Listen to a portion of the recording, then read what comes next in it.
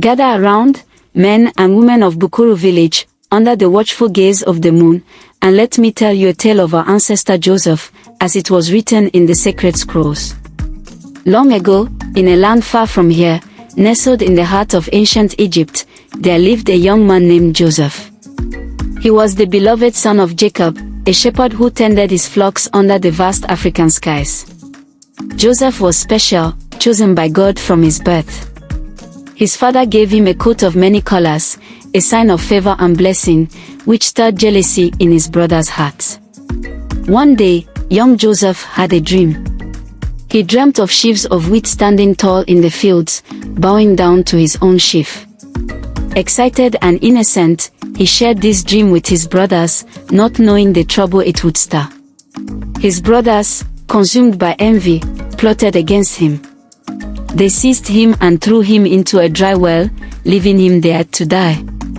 But God had other plans for Joseph. They guided travelers passing by, who lifted him from the well and sold him to traders bound for Egypt. In Egypt, Joseph was sold again, this time to a powerful man named Potiphar, captain of Pharaoh's guard.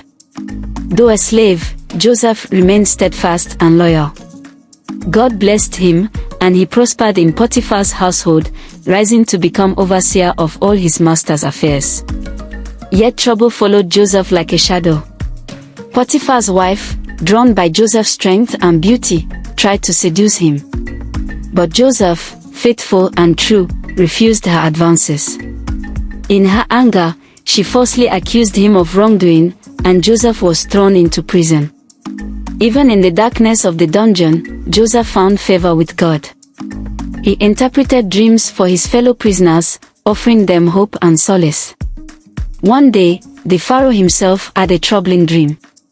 None of his wise men could interpret it, until word reached him of Joseph's gift.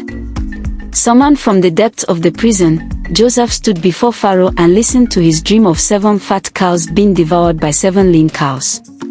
Through God's guidance, Joseph explained that the dream foretold 7 years of plenty followed by 7 years of famine.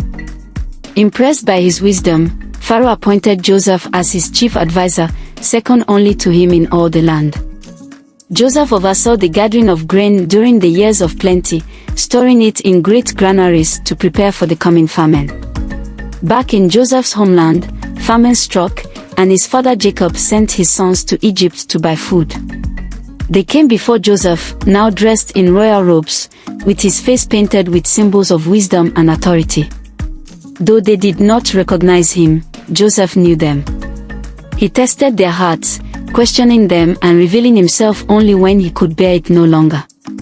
Overcome with emotion, he forgave his brothers, embracing them as tears flowed freely. He assured them that all that had befallen him was part of God's greater plan, to save lives and bring about a great redemption.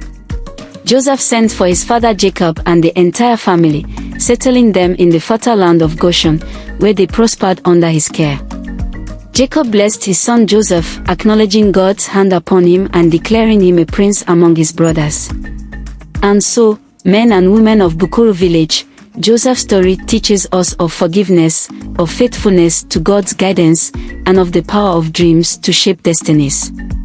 It is a story of trials and triumphs, of a young man chosen by God to fulfill a mighty purpose. May we always remember Joseph's example and trust in God's wisdom, under the watchful moon in our beloved Africa.